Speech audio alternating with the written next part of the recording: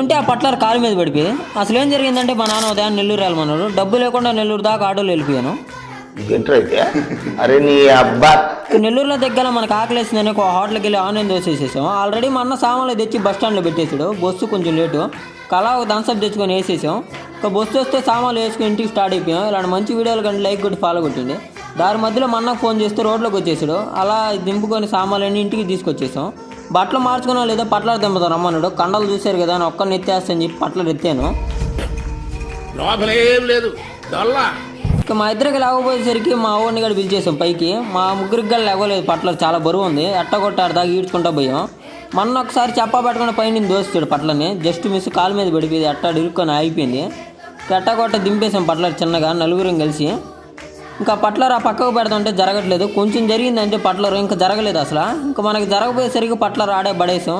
దింపే లోపల దేవుడు కనపడ్డాడు నలుగురికి.